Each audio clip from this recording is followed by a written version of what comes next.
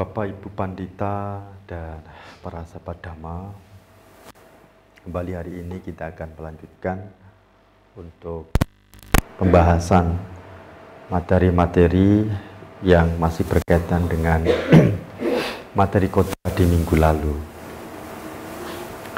Jadi bahwa untuk kita bisa dan mau,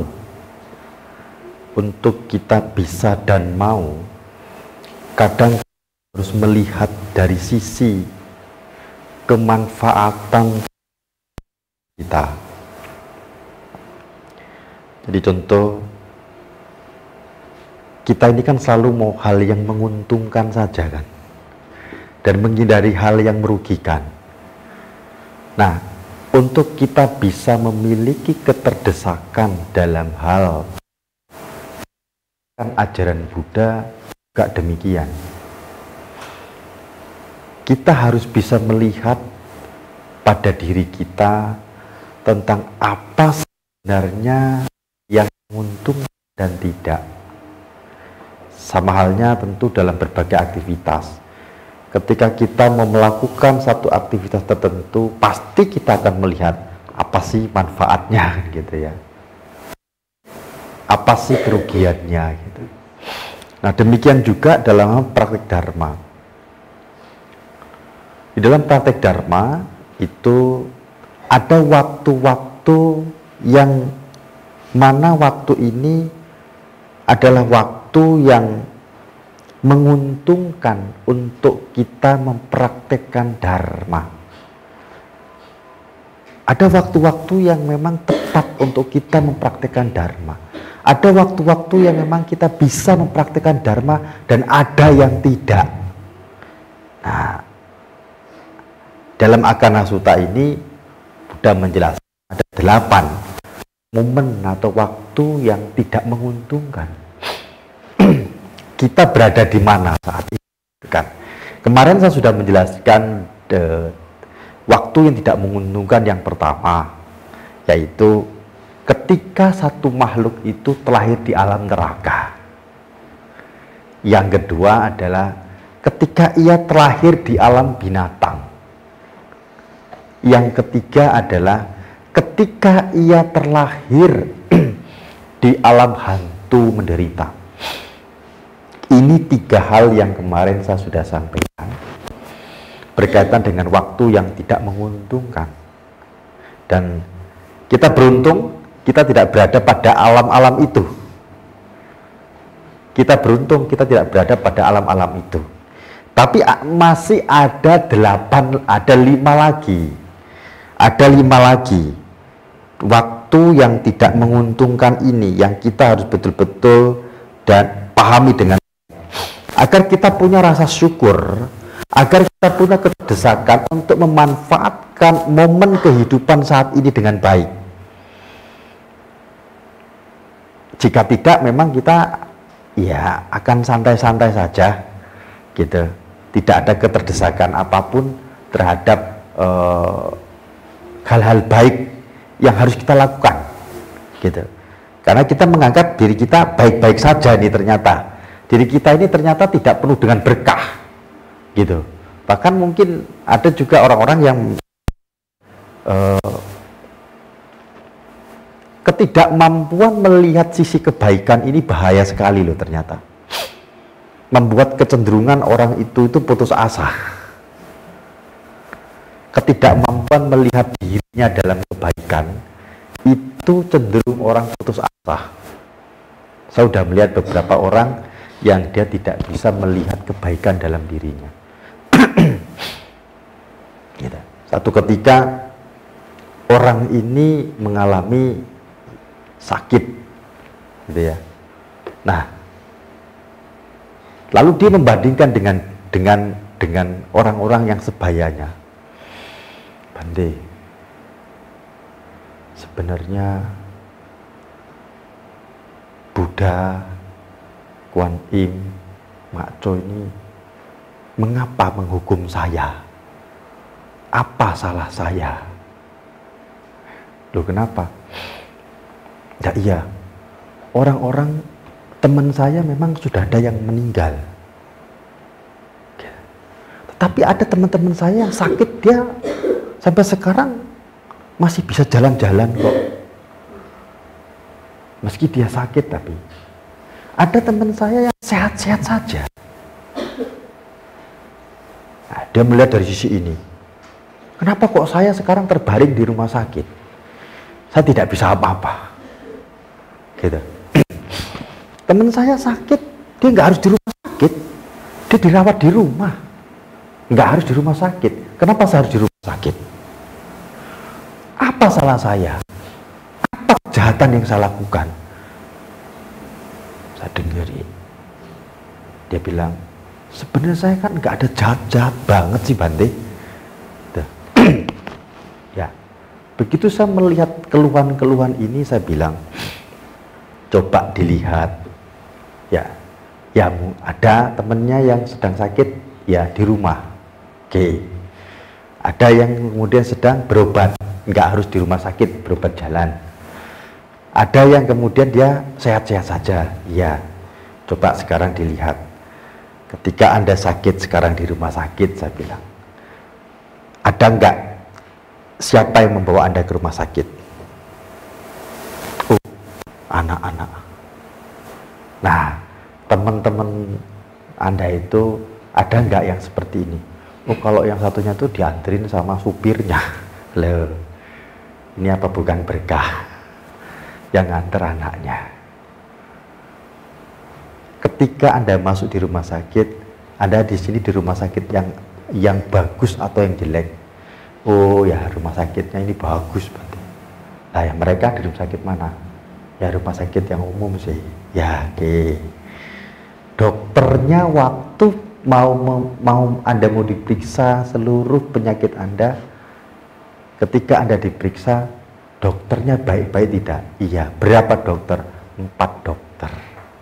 Loh, ketemu sakitnya? Iya, kan tinggal sembuhnya. Selama sakit di sini, siapa yang menungguin Anda? Anak saya, 24 jam menungguin. Menantu saya. Oke.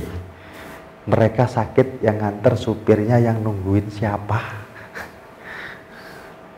Bukan anaknya jenguk saja. Saya bilang seperti saya kan, cuma jenguk saja, gitu. Mari gitu ya sudah, ditinggal. Baikan mana Anda dengan mereka? Keberuntungannya, dia baru sadar. Gitu. Kadang kita nggak punya rasa syukur di sini nih. Kita hanya melihat satu kondisi saja.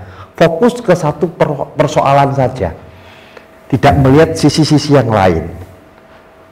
Padahal sama-sama sakit itu, tapi dia merasa yang paling menderita sedunia, gitu loh. Merasa paling menderita sedunia. Padahal dari sisi banyak hal di situ, dia termasuk beruntung karena mudah dalam hal akses pengobatan dan sebagainya. Dibandingkan orang-orang yang disebutkan, saya bilang, ini loh berkah dari Buddha, ini loh berkah dari Mak Kuan Im, ini loh berkah dari Mak Cho. Ini berkah. Kalau nggak karena berkah Mak Cho nggak bisa. Oh gitu ya. Berarti ini karena saya yakin. Loh iya, sudah. Agar muncul rasa syukur. Ternyata dari satu persoalan yang dia munculkan, kok aku dibikin sakit, banyak berkah yang sebenarnya sedang dia dapatkan. Dia hanya bisa melihat satu saja, yang kondisi yang sakitnya saja, gitu. Kondisi sakitnya saja. Seringkali kita seperti ini.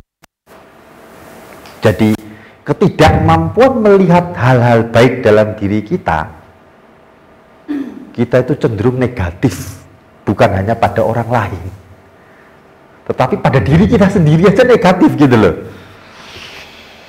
Maka bersyukurnya ya, kita itu diajarkan oleh Buddha untuk senantiasa merenungkan kebajikan kita setiap waktu. Ini menariknya di Buddhis. Tiap malam boleh Anda renungkan, pagi, malam boleh Anda renungkan. Hari ini saya melakukan berbagai aktivitas baik berupa ini dan ini. Perasaan saya bahagia. Semoga dengan kebajikan ini saya bisa melakukan aktivitas ini lagi dan lebih banyak lagi bermanfaat untuk orang lain dan diri saya. Terus direnungkan demikian. Jangan yang dilihat, hari ini cek aku susah, cek hari ini aku capek, cek hari ini aku gini, dari gini terus. Itu membuat Anda semakin negatif dengan diri Anda. Padahal hari itu banyak orang yang jauh tidak beruntung dari kita. Gitu loh. Dari kita. Hanya gara-gara misalkan mau pergi jalan-jalan lalu nggak jadi gitu. Aduh, gara-gara ini jadi nggak jadi pergi. Terus keselnya terus-terusan. Gitu loh. Padahal jauh kehidupan keberuntungan itu jauh lebih banyak daripada yang lain. Kadang kita seperti itu. Maka penting sekali sebenarnya kita itu merenungkan kebaikan kita. Gitu loh. Agar kita punya rasa syukur, gitu. Agar kita punya rasa syukur. Jadi penting sekali merenungkan kebaikan dalam diri kita. Ini harus.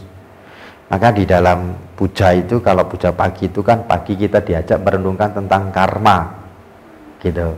Merenungkan tentang karma. Ini tujuannya adalah untuk bagaimana kita melihat sisi-sisi aktivitas kita.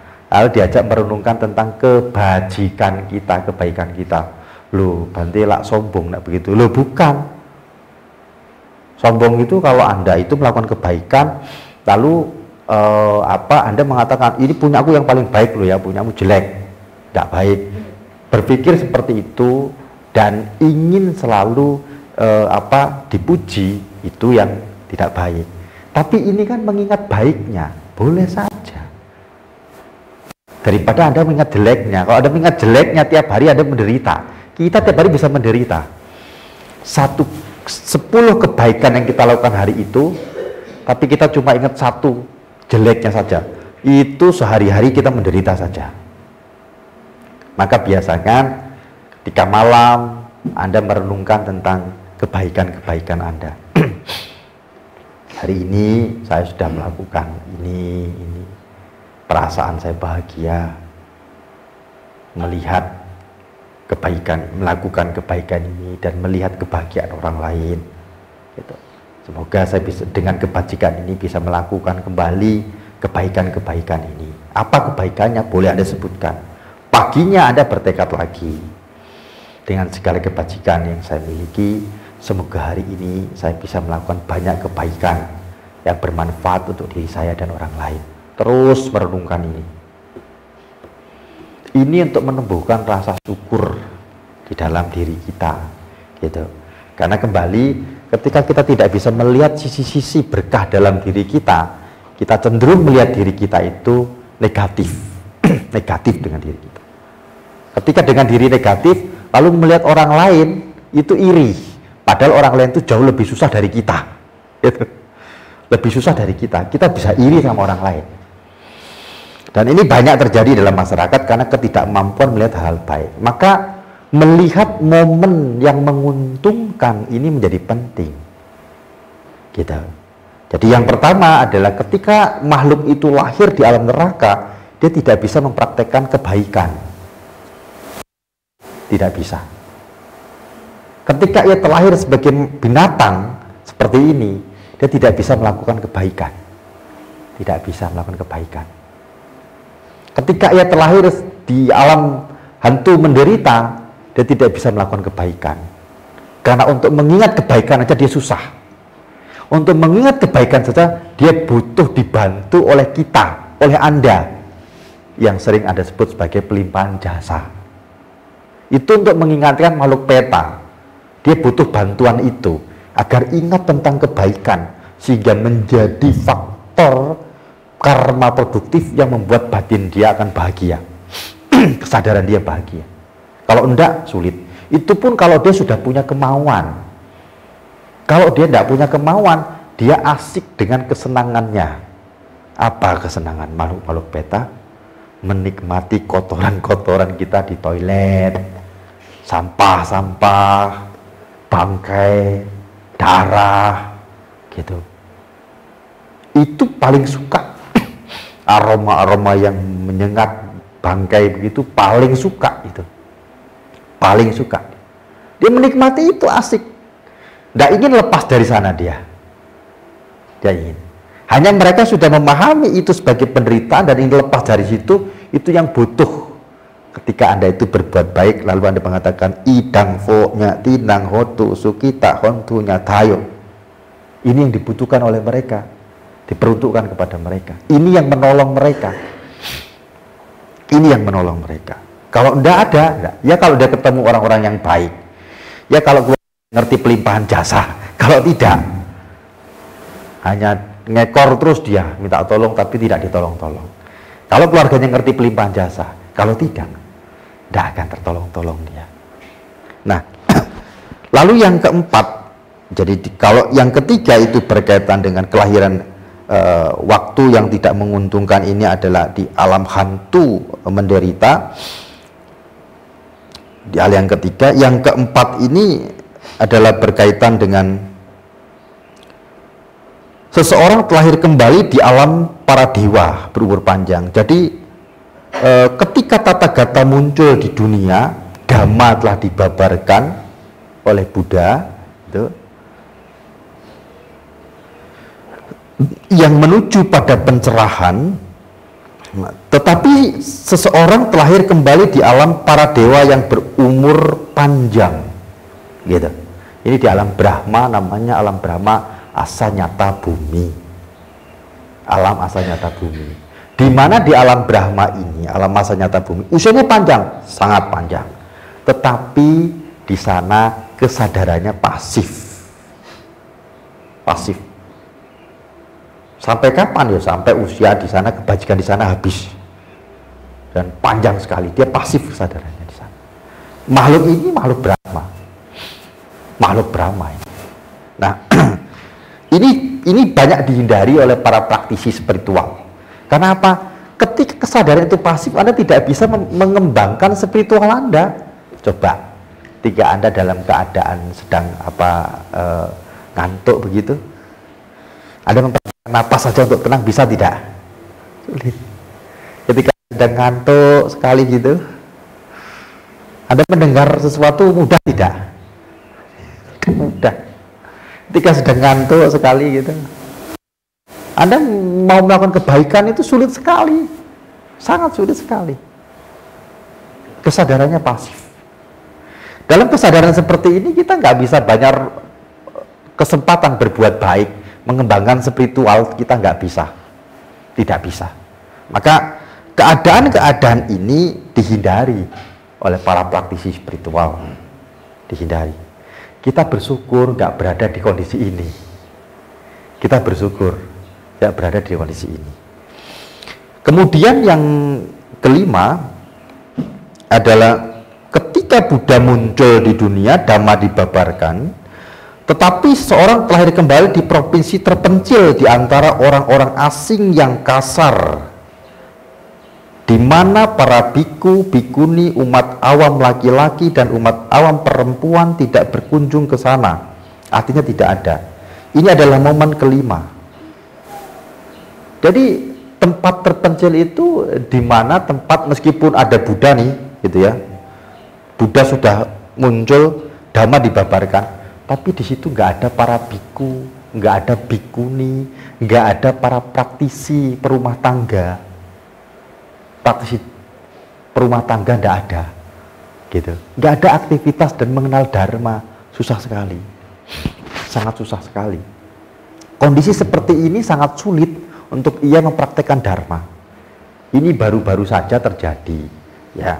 Beberapa waktu lalu ada seorang datang dan lingkungannya bukan di luar Mojokerto loh, masih di Mojokerto, gitu. Dari sejak kecil dia ini sudah banyak menolak beberapa praktek kekerasan sebenarnya di lingkungannya, praktek pembunuhan dan sebagainya. Dia sudah banyak menolak itu, gitu, di lingkungannya. Tapi lingkungannya kan memang budayanya seperti itu, gitu. Budaya seperti itu. Ya untungnya kehidupan di situ tidak kasar gitu aja, tidak kasar. Tetapi dia berada di lingkungan itu, dia kepingin sekali sebenarnya, dan dia mulai membaca-baca tentang agama-agama, dan dia menemukan Buddhis ini menjadi satu hal yang menarik bagi dia, seperti apa yang dalam pemikirannya. Tapi tidak bisa, lingkungan tidak memungkinkan untuk dia. Di lingkungan dia di situ itu adalah lingkungan yang tidak ada Buddhisnya. Jangankan para biku, rumah tangga aja tidak ada di sana yang Buddhis gitu. Dia sulit mau belajar Dhamma. Bahkan dia membaca buku-buku agama-agama lain termasuk Buddhis itu pun sembunyi-sembunyi gitu. Sembunyi-sembunyi. Kalau tidak, kalau ketahuan dia kena marah. Gitu. Untungnya dia punya momen yang baik. Momen yang menguntungkan. Dia kuliah di Surabaya. Dia kuliah di Surabaya. Begitu kuliah di Surabaya, di sana dia diam-diam mulai mencari. Dia mencari. Dan ini tidak terjadi pada 1-2 orang. Saya sudah menemukan beberapa orang yang beberapa kapan hari sudah ikut di kelas online kami di Pariyabunati. Gitu. Dia mencari betul-betul, ingin betul-betul belajar. Dia tidak menemukan itu. Bahkan ada satu yang dia itu lingkungannya betul tidak mendukung, tapi dia tetap kekeh bahwa dia menganggap dirinya seorang Buddhis, tapi nggak ngerti Buddhis itu seperti apa gitu. Cuma batinnya menolak dengan banyak praktek-praktek spiritual yang ada di lingkungannya. Keagamaan lingkungan dia menolak. Dia menolak itu, dia tidak bisa gitu. Meskipun dia mengikuti secara ini ya, harus mengenakan pakaian yang sesuai dengan ya, lingkungannya begitu, dia pakai. Dia pakai.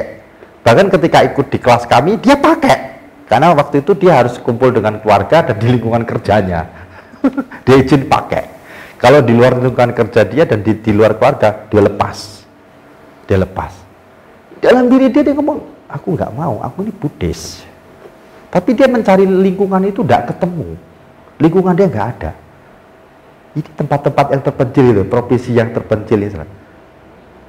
Ketika dia mau praktek di luar lingkungan itu, dia dihakimi. Nah, dia diam-diam dia mencari. Nah, kalau yang satunya, yang terakhir ini, yang satunya kuliah di Surabaya kebetulan. Nah, dia mulai kemudian ketemu komunitas Buddhis di sana, di Surabaya, Wisudi, ikut Wisudi. Tapi dia bingung, setelah aku Wisudi ini aku ngapain gitu loh. Dia nggak ngerti lagi, cuma datang baca parita, sudah gitu duduk diem. Dia ngomong, aku di duduk diem meditasi apain sih Bante? Lah terus di sana ngapain? Ya pokoknya meditasi mulai teng diem. Dan dia nggak ngerti dia harus ngapain gitu loh. Dia nggak ngerti harus ngapain. Dan yang dia tahu pokoknya duduk diam begitu. Dia bilang aduh. Dan saya kepingin tahu lebih banyak Bante. Banyak hal yang saya kemudian jadi bingung di situ. Karena di sana hanya baca-baca parita yang saya nggak ngerti bahasanya, dan kemudian disuruh duduk diem, cukup teng semua diem gitu meditasi katanya. Tapi saya nggak ngerti harus ngapain. Dia bingung.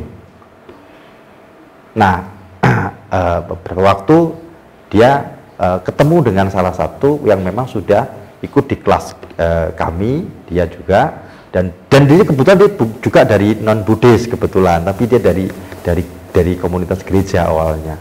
Dia ikut kelas kami sudah Buddhis gitu, dikasih tahu ya kalau di sini ketemunya kamu begini saja, kebaktian saja, di sini meditasinya seperti ini. Kalau kamu mau belajar serius, ayo kamu ikut saya ke Mojokerto. Dibawalah dia ketemu saya gitu.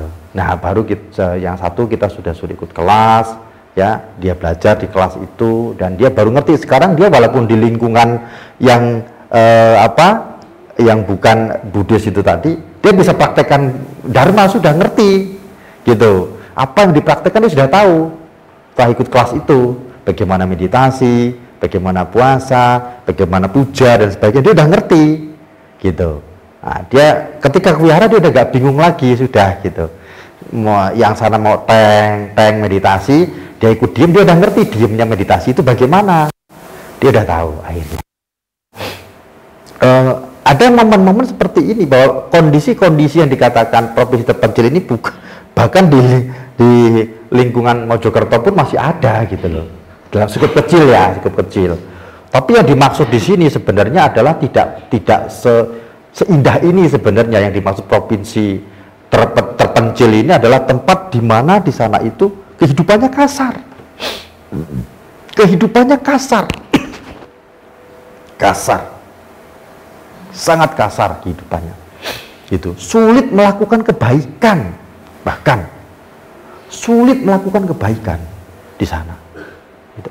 Nah, di beberapa tempat masih bisa melakukan kebaikan, tetapi berkaitan dengan praktek-praktek mendalam tentang spiritual sulit ketika bicara tentang Buddhis di banyak tempat. Bayangkan kondisi kita saat ini. Kita di sini mudah mengakses dharma kan, gitu loh. Kita punya komunitas para pandita, punya komunitas para pasaka upasika. Ada sangga di tempat ini, gitu. Dibandingkan dengan mereka yang sangat kepingin sekali tapi susah sekali mereka, gitu. Sangat susah sekali lingkungan mereka. Nah, ini waktu yang tidak menguntungkan. Kita ini berada di waktu yang sangat menguntungkan. Keberadaan kita tinggal mau atau tidak untuk belajar dhamma, mau tidak untuk praktek dhamma. Mereka-mereka yang sudah membutuhkan dari sisi kebutuhan batin tentang spiritual, mencari betul-betul, sampai mencarinya seperti itu, bahkan ekstrimnya sampai melawan keluarga, sampai dia menutupi dalam keluarganya bahkan. Jadi kalau pulang ya dia pakai pakaian apa yang ada dalam keluarganya, sudah diikuti. Kalau di situ, kalau nggak dengan keluarganya dia lepas semua, ya dia mengaku sebagai Buddhis sudah, gitu. Sampai saat yang ikut di kelas kami di KDAB yang wisuda yang kemarin, bukan yang baru ini tapi yang lalu, itu yang ke-10 yang lalu, kemarin yang 11 kami wisudanya, itu yang ke-10 yang lalu itu dia betul-betul sangat ekstrim buat saya, gitu ya, gitu, keberadaannya, gitu. Dan dia berani sekali, padahal usia itu masih sangat muda, gitu, tapi sudah membutuhkan sisi spiritual seperti itu. Dia betul-betul mencari, karena dari nama aja saya sudah kaget ketika dia daftar. Ini beneran gak ini, gitu. Dari nama itu bukan ini nama agamis sekali, gitu loh namanya, gitu loh. Aduh, ternyata memang dia dari latar belakang itu. Nah sekarang dia semakin yakin. Nah, dia mencari tempat untuk wisuda, saya bilang cari yang terdekat saja untuk wisudi aja, saya bilang cari yang terdekat saja. Kamu kalau belajar bisa di sini. Nah, jadi cari tempat terdekat untuk dia wisudi. Gitu. Jadi kayak kelas LPP kami itu, lembaga pendidikan kami LPP itu banyak sekali menemukan kasus-kasus seperti ini. Karena dia bingung mau belajar di lingkungannya, tidak bisa. Mereka banyak tertolong dari LPPI kami, banyak tertolong. Jadi beberapa bahkan nggak ke wihara, tapi dia sudah ngerti praktek dharmanya, gitu. Dia sudah ngerti cara puja bagaimana, pagi sorenya, dia sudah mengerti untuk meditasi bagaimana, dia sudah mengerti untuk puasa bagaimana. Dia udah menemukan apa yang dia cari dari situ. Nah, beberapa belum ketemu bahkan. Sama kami itu beberapa belum ketemu orangnya, ketemu langsung, gitu ya. Beberapa itu kami belum pernah ketemu, beberapa langsung datang menemui, beberapa ketika saya ada di dekat daerah mana gitu, kadang mereka menemui beberapa. Ada yang langsung datang ke juga nyari ke sini. Ada yang bahkan kami belum pernah ketemu, belum ketemu secara langsung, gitu ya. Baru ketemunya secara online dengan mereka, gitu. Tapi sudah merubah hidupnya betul-betul. Berubah hidup mereka betul. Dari mereka yang berada di tempat terpencil seperti itu, sulit akses dia mencari informasi dhamma, jadi mengerti betapa sulitnya mereka, betapa sulitnya mereka, gitu. Lah kita ini sangat mudah sekarang ini, bisa kumpul di sini, duduk, gitu kan, di sini, gitu. Beberapa tempat itu ada wihara, gitu kan. Tapi ya cuma datang puja bakti, bakar dupa, lilin, selesai, gitu aja. Nggak ada pembelajaran apapun, nggak ada latihan apapun, gitu. Sehingga ya hanya begitu-begitu saja, tidak menambah pengetahuan dan pemahaman apapun. Banyak yang seperti ini. Kalau Anda datang ke daerah-daerah itu banyak yang seperti ini. Kecuali pengurusnya aktif ya. Pengurusnya aktif, dia akan mengundang para biku datang ke sana sebulan sekali atau setiap hari raya dia akan undang para biku, adakan kelas dan sebagainya. Ada yang memang dia aktif seperti itu karena tadi ada praktisi perumah tangganya, gitu. Lah kalau yang nggak ada praktisi perumah tangganya, ya memang repot. Walaupun wiharanya ada itu loh. Wah, Jakarta dulu ya. Jadi tempatnya ada, tapi praktisi perumah tangganya nggak ada, bikunya juga nggak ada. Hanya yang pokoknya ke wihara, baca parita, cuma sekedar bakar dupa, baca parita sudah, gitu. Ya begitu saja. Mereka tidak ngerti. Ya, akhirnya lama-lama habis. Lama-lama ada wiharanya yang dijual bahkan gitu. Jual wiharanya. Nah, kenapa? Tadi sebenarnya mereka berada di tempat yang terpencil itu gitu loh. Kalau kita melihat dari sisi kriteria loh ya, gitu. Ini masuk ke dalam kriteria ini. Karena kan di sini dikatakan kehidupan kasar di sana iya. Tapi meskipun tidak kasar, di sana dia sulit ketemu dengan para praktisi dhamma baik berumah tangga ataupun sangga, dia sulit ketemu. Gitu. Nah, momen ini tidak ada pada kita. Momen ini tidak ada pada kita. Anda mudah mau ketemu biku, gitu loh. Anda mudah mau belajar dharma, gitu. Bahkan minggu ke sini pasti belajar kita. Minggu ke sini pasti belajar, gitu. Sebulan sekali kita ada latihan meditasi, gitu. Mau tiap hari ya boleh, silakan. Itu datang ke sini. Ruang-ruang itu ada. Nah, tinggal tadi. Nah, nanti yang berikutnya. Nanti yang berikutnya. Kita masuk ke situ enggak ini gitu loh. Ini kan dari sisi kelahiran tadi ya, Brahma tadi kita bebas dari kelahiran itu.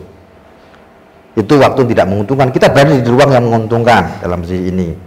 Kemudian di tempat terpencil, ya gitu ya, kita tidak berada di tempat itu gitu ya, tidak berada di provinsi terpencil di antara orang-orang yang kasar gitu, tidak di sana kita. Ini merupakan kesempatan yang memang sulit untuk menjalani spiritual ini, yang kelima ini sangat sulit sekali gitu ya untuk mereka menjalani kehidupan spiritual gitu. Nah, yang berikutnya adalah waktu yang tidak menguntungkan untuk menjalani kehidupan spiritual itu adalah ketika seseorang terlahir kembali di provinsi tengah. Nah, ini artinya di provinsi di mana Buddha itu ada, ya, Dhamma dibabarkan, para sangga itu ada gitu ya. Tapi ia menganut pandangan salah. Nah, ini gitu. Pandangan salah. Tetapi ia menganut pandangan salah dan memiliki perspektif menyimpang. Nah, tidak ada yang diberikan. Dia punya pemahaman bahwa tidak ada sesuatu yang kita harus berikan, tidak ada sesuatu yang harus kita korbankan, tidak ada buah dari perbuatan baik. Bahkan dia tidak meyakini bahwa ada kelahiran kembali, itu tidak ada. Ada kelahiran alam-alam surga, itu dia tidak yakin dengan itu. Dia tidak mempercayai itu. Tidak ada dunia ini dan para petapa brahmana yang berperilaku baik. Dia tidak meyakini ada dia tidak meyakini ada praktek-praktek kebaikan para dikatakan para petapa gitu, para biku. Tidak ada itu semua. Praktek-praktek begitu tidak ada. Gitu. Ini saya pernah menemukan di satu komunitas Buddhis. Jadi komunitas Buddhis yang memang ya tadi ya Buddhisan ya komunitas ini. Jadi dia meyakini bahwa nggak bisa hidup sekarang ini hidup sebagai petapa. Itu bicaranya di depan saya, dan menariknya dia mengajak saya ke dia. Hebat sekali. Saya berkunjung ke sana kebetulan saya berkunjung, saya diajak dan katanya dia ingin ketemu dengan saya. Oke, saya temuin di mana, diundang ke tempatnya itu di wihara, mereka sebutnya wihara. Saya ke sana, sampai sana duduk, dia bercerita tentang Sutra Intan, bla bla bla bla bla bla. Saya bilang, maaf ya, Sutra Intan yang Anda baca itu salah. Salah gitu kan? Enggak, ini dari guru saya, tulisan guru saya. Buku kamu mana sih? Pak, sini buku kamu. Guru buku itu dari guru dia, Pak, sini. Tak kasih lihat. Mana ada di sini Siddhartha mencapai pemahaman tataran tahu? Ya ada ini, saya bilang gitu. Ini kedewataan, mana ada, saya bilang gitu. Jadi itu teruskan, dan itu menyadur dari Sutra Intan. Betul atasnya Sutra Intan, tapi dia beri penjelasannya itu berbeda. Saya bilang ini nggak ada dalam histori Buddha. Sebentar, aku minta nomornya kamu. Dia nggak mau kasih. Oke, aku lewat dia punya orangnya. Aku kirim ke kamu ya Sutra Intan. Tak kirim Sutra Intan ke dia. Tuh Sutra Intan. Dari bahasa Sanskerta dan Mandarinnya ada, bahasa Indonesianya ada. Kamu lihat artinya sama tidak? Tidak. Terus mana yang betul? Itu Sutra Intan. Nah, hati-hati belajar Dharma. Hati-hati belajar Dharma. Ada yang seperti ini ternyata. Dan dia mengatakan, nggak ada kehidupan pertapa itu, dia bilang gitu.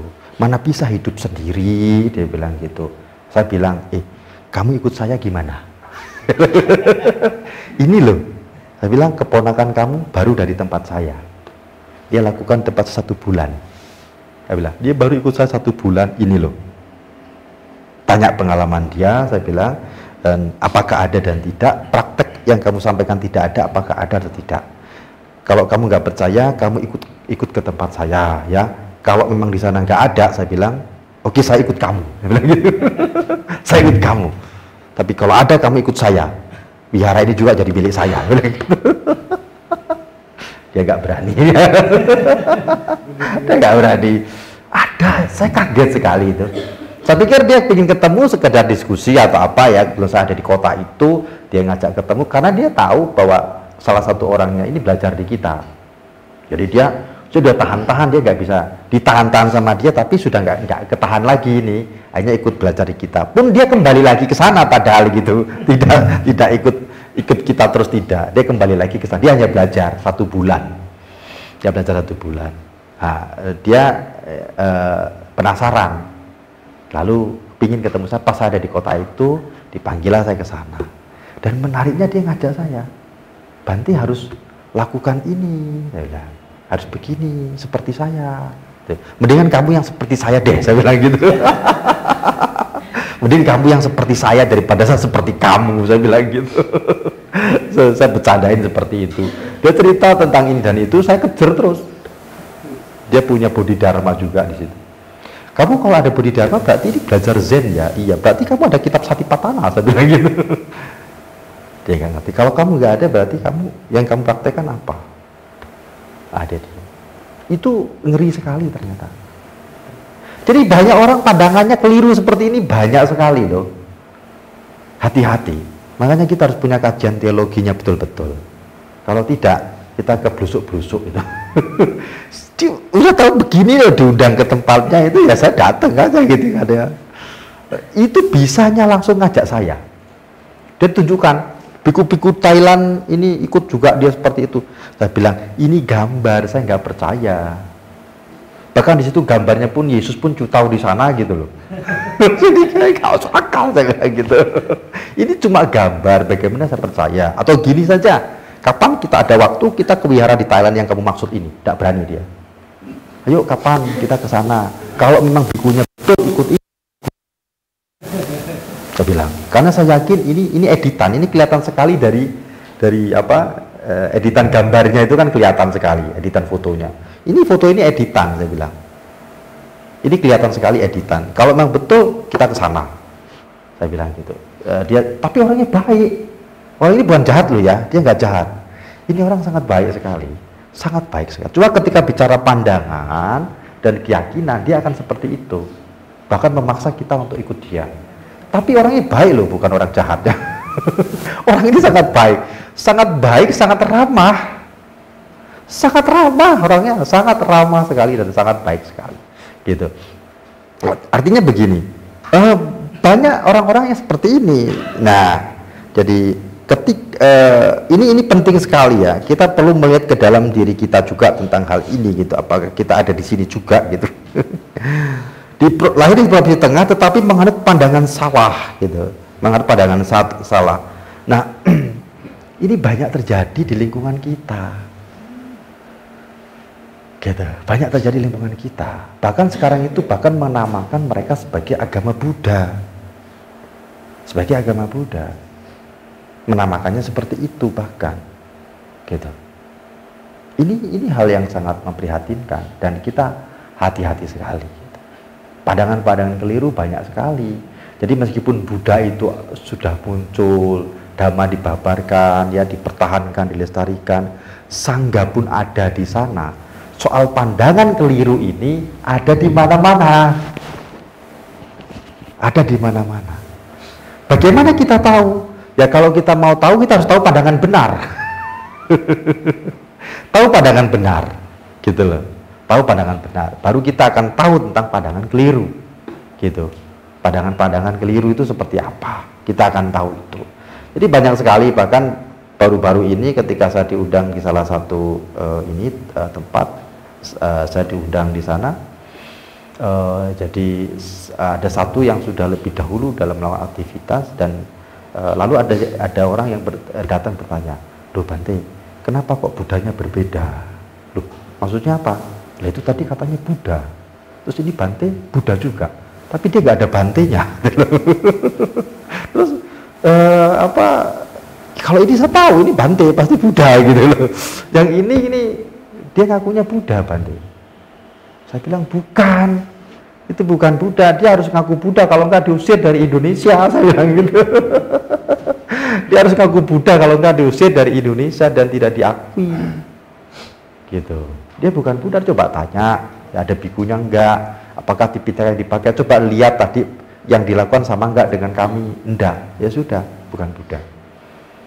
Nah dia baru dan dia ngomong, banyak Bante saya nemui seperti ini, ngakunya Buddha. Saya bingung kadang-kadang, ini Buddha bukan, tapi setahu saya kalau ngomong Buddha pasti ada bante-bantenya yang datang, ini kok tidak. Nah banyak sekali yang seperti ini, gitu. Banyak sekali yang seperti ini. Ini baru dari sisi budaya ya, budaya yang artinya sosial gitu ya, sosial. Belum dari sisi perilaku budaya individu, perilaku. Banyak, meskipun dia lahir di agamanya, orang tuanya Buddhis gitu ya, ngenal dia juga bahkan mungkin sering ke wihara, itu puja bakti begitu. Seperti itu juga, bahkan ikut aktivitas di Buddhis juga, tapi senang mancing. Nah ini pandangannya juga keliru soalnya gitu loh. Tapi senang mancing gitu loh, hiburan katanya. Itu pandangan keliru itu. Pandangan keliru itu gitu loh. Yang begini pandangan keliru gitu loh. Dia aktif biara, aktif gitu loh, aktif. Dia ngerti kebaikan, ngerti kalau ada bantenya, kadang-kadang dia cepet-cepet itu ikut-ikut gitu ya, layani katanya ini berkah gitu. Tapi setelah pulang dari itu dia mancing gitu. Ada yang begini, ada. Dan itu pandangan keliru loh, gitu. Pandangan keliru. Ada yang aktif di wihara gitu ya, dia juga ikut kebaktian, dekat dengan para biku juga gitu. Iya dekat. Tapi begitu ada nyamuk masih dikejar dibunuh gitu loh. Dan kesel dengan nyamuk. Ini juga pandangan keliru loh. Ketidaktahuan tentang kebaikan. Dan menganggap ketidakbaikan itu sebagai hal yang baik. Ya gitu. Yang wajar. Ini pandangan keliru loh. Jadi hati-hati dengan ini baru dari sisi perilaku ya, belum ke sisi cara pandangnya itu belum. Tentang kekekalan dan tidak kekekalan belum. Ini kita malah lebih dekat lagi nanti ini, termasuk saya, gitu loh. Soal kekekalan dan tidak kekekalan sering terjebak masih, gitu loh. Masih sering terjebak dan selalu kalau tidak hati terjebak memang. Karena kita belum mencapai kesucian, terjebak. Kalau sudah bicara sampai ke yang lebih halus ya, tentang kekotoran batin ini gitu, kita masih pandangan keliru ini masih gitu. Kalau dari sisi perilaku tadi banyak sekali, walaupun dia itu di wihara dan sebagainya, di wihara aktif dekat dengan para biku juga gitu, baik juga baik sisi lain gitu ya, tapi omongannya kasar, Dan dia belum menyadari bahwa ini adalah tidak bermanfaat, ini menyakiti orang. Dia masih puas dengan ketika dia mengucapkan ini, dia sangat puas sekali dengan ini. Ini juga pandangan keliru. Gitu. Dia baik, kewihara, membantu, ya dan sebagainya. Baik, banyak yang begini, ini hati-hati sekali.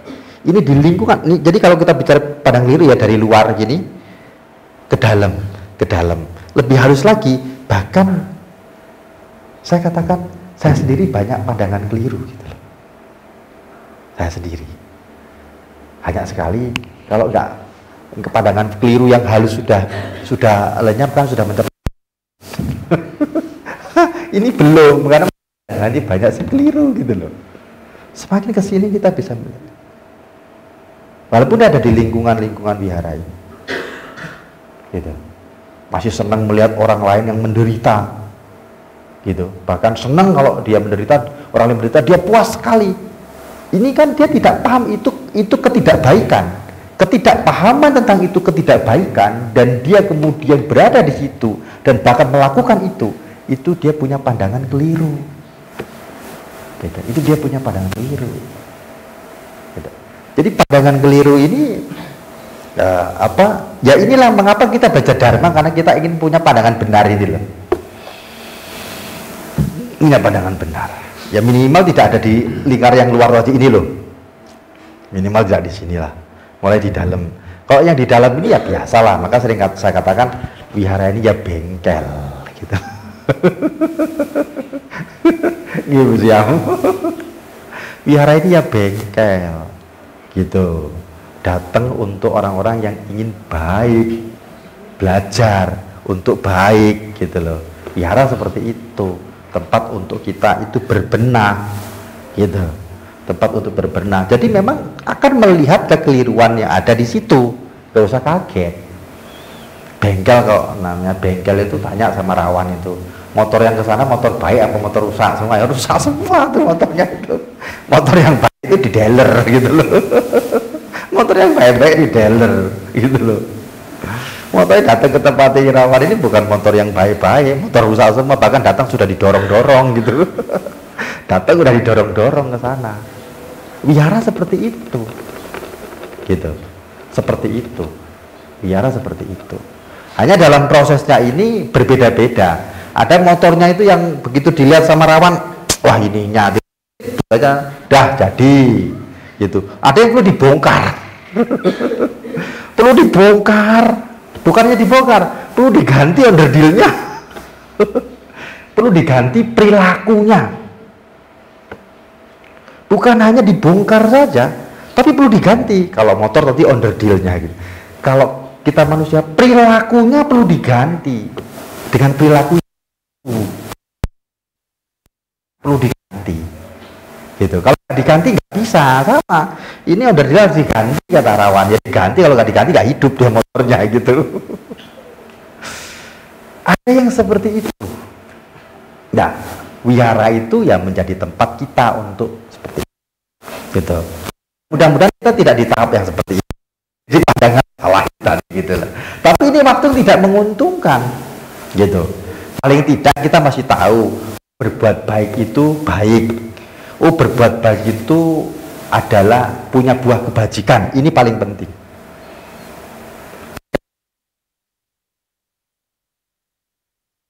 Buah kebaikan nggak meyakini. Ini kalau ada kelahiran alam surga, alam-alam nggak meyakini itu, sehingga hidupnya semena-mena. Kalau kita masih meyakini, oh, kalau kebaikan itu menghasilkan kebajikan, ketidakbaikan itu membuahkan ketidakbaikan. Oh, ada buahnya perbuatan. Oh, ada kelahiran. Orang yang lahir di alam rendah itu karena perbuatan. Karena kebajikannya itu, kebajikan yang tidak baik dihasilkan dari perbuatan tidak baik. Dia tahu itu, paling tidak mendorong dia untuk, aku nggak mau di sana dah gitu loh. Mulai menempa diri untuk tadi onderdilnya diganti gitu loh. Onderdilnya diganti, perilakunya diganti. Perilakunya diganti. Gitu. Mulai ke sana. Paling tidak kita di tahap-tahap inilah mengerti tentang ini, sehingga tidak rawan-rawan sekali gitu. Tidak dalam bahaya sekali gitu loh. Kita itu tidak dalam bahaya sekali. Mengerti. Nah, pelan-pelan nanti, nah, kalau sudah mengenali, Sudah mulai dari sini pelan-pelan mulai mengenali sisi batin. Kalau mengenali sisi batin, nah di situ baru menemukan sisi terhalus pandangan-pandangan keliru kita. Sisi-sisi terhalus pandangan keliru kita, gitu loh. Gitu. Sisi terhalusnya. Nah, ini hal yang penting sekali untuk dipahami ya. Jadi ini baru 6, masih ada 2 lagi, berarti kita ada 8 ya. Keberadaan yang tidak menguntungkan. Paling tidak 5 ke sana kita bebas lah gitu ya. 5 ke sana bebas. Yang ke-6 ini yang kita harus koreksi masing-masing. Koreksi masing-masing kita di tahap mana? Apakah di tahap cukup sama Irawan itu dihidupkan, tahu oh ini rusaknya, atau di tahap harus dibongkar, atau di tahap onderdilnya diganti? Ya kita yang tahu. Kita yang tahu. Gitu. Kalau onderdilnya harus diganti, ya diganti. Artinya apa? Merubah perilaku. Perilaku kita dirubah. Gitu. Aktiviti kita itu dirubah. Untuk merubah perilaku bagaimana caranya? Lingkungannya dirubah. Bukan lingkungannya dirubah ya. Mencari lingkungan baru gitu. Lingkungan kita sulit merubahnya. Mencari lingkungan baru. Kan Buddha katakan pergaulan ini menentukan sekali. Rubah lingkungannya. Gitu. Rubah lingkungannya. Rubahnya merubah pola lingkungan kita. Mencari pergaulan yang baru lagi. Gitu. Itu untuk merubah onderdilnya tadi. Onderdilnya dirubah. Gitu. Maka harus mencari tempat yang dimana itu mendukung kita untuk berubah. Kalau kita masih ada di lingkungan-lingkungan yang sama, terus seperti itu, terus begitu, nggak berhenti-berhenti itu. Onderdilnya diganti, rusak lagi, onderdil diganti, rusak lagi, terus begitu. Karena butuh perawatan. Nah, butuh perawatan ini penting. Artinya ketika kita ingin punya perilaku baik, itu kita itu butuh kebiasaan, butuh habit, kebiasaan. Kalau itu sudah menjadi kebiasaan itu mudah. Tapi kalau belum, lalu kita masih dengan pola yang berada di lingkungan yang lama, yang memang merusak kita, ya rusak lagi, kembali lagi. Sama halnya ketika kendaraan tadi, onderdilnya diganti, tapi cara dia menggunakan, cara dia memanfaatkan kendaraan tidak berubah, tidak hati-hati, tidak dengan perawatan yang baik, ya rusak lagi, cepat rusak lagi. Sama seperti itu. Diri kita juga seperti itu.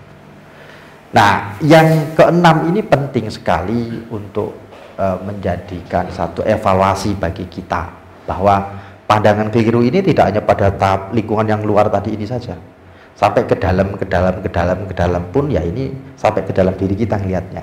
Ke diri kita tidak hanya pada perilaku, ucapan kita, pada batin kita. Kalau pada batin ini kita melihatnya dari sisi bagaimana kita dalam meditasi, itu akan terlihat jelas nanti. Kelekatan itu jelas sekali. Pandangan-pandangan keliru jelas sekali nanti itu. Nah, terlihat dengan jelas. Itu pandangan-pandangan keliru kita akan sangat jelas sekali. Jadi Buddhis mengantarkan kita pada tahap-tahap seperti ini. Gitu loh. Pada tahap-tahap seperti ini.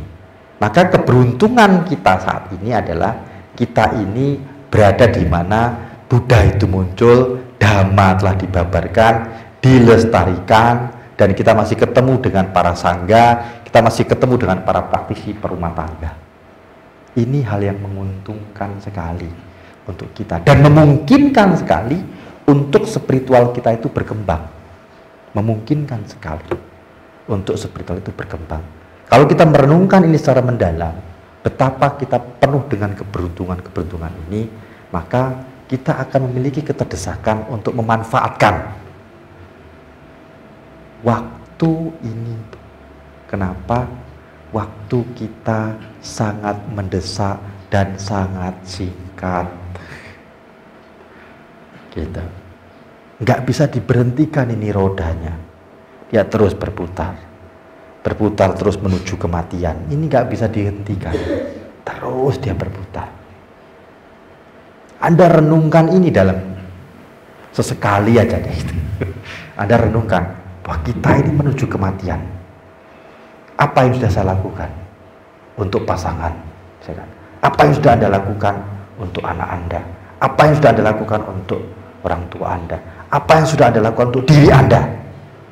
Karena ini terus kita menuju kematian, tidak berhenti dia, rodanya terus berputar, tidak bisa dihentikan. Dia membawa kita pada kematian terus. Pada saat kematian terjadi, kita kehilangan banyak kesempatan terhadap orang-orang yang ada di sekeliling kita. Kita kehilangan momen-momen yang sangat baik. Kita kehilangan itu semua. Kehilangan itu semua. Nah, ini penting merenungkan ini. Maka Buddha selalu menekankan kita merenungkan tentang kematian. Tujuannya ada kita punya keterdesakan untuk berbuat baik dan memanfaatkan momen sebagai manusia ini dengan keberuntungan-keberuntungan ini dengan baik. Nah, maka mari sekali lagi manfaatkan waktu baik Anda. Sudah sebagai umat Buddha, lahir sebagai manusia sempurna, gitu kan, tidak cacat sama sekali, gitu kan, kekurangan. Gitu. Sekarang indria masih melihat, mendengar, meskipun harus double, gitu kan, nggak apa-apa, gitu. Tambahan, tapi masih bisa melihat, bisa mendengar, gitu. Masih punya kesempatan, punya cukup waktu untuk kita itu mengembangkan spiritual. Gunakan waktu ini dengan baik, gunakan waktu ini dengan baik, dan manfaatkan dengan baik. Seringkali saya ingatkan kepada Anda, jangan sia-siakan dukungan Anda kepada tempat ini, gitu. Sudah membuang tenaga, mengeluarkan tenaga, mengeluarkan materi, mengeluarkan pikiran, waktu untuk mendukung wihara ini, tapi Anda tidak manfaatkan. Sayang. Karena apa? Wihara ini tidak bisa memanfaatkan Anda, karena ini barang mati. Wihara nggak bisa memanfaatkan Anda, ini barang mati soalnya. Diam saja dia, kayak meja ini mau diapakan, diam aja. Tapi meja ini akan berguna, bermanfaat kalau kita manfaatkan. Sama dengan wihara ini, gitu. Wihara ini gunakan untuk kita itu tubuh berkembang, gunakan untuk, dan kita sendiri yang butuh itu, yang mengerti kebutuhan itu. Kita sendiri yang harus bergerak, bukan wiharanya bergerak. Kalau wihara nggak bisa bergerak, wihara bergerak bahaya, gitu. Bukan rupang Budanya bergerak juga, ini rupang Budanya bergerak lebih bahaya lagi, gitu loh. Rupang Budanya bergerak, tahu-tahu turun jalan gitu, malah itu lebih bahaya lagi. Dia nggak bisa apa-apa. Tapi dia akan bermanfaat ketika Anda memanfaatkan ini dengan baik dan semestinya. Dia akan bermanfaat. Dia akan memberikan berkah kepada Anda ketika Anda mengerti bagaimana menggali berkah dari keberadaan rupang ini.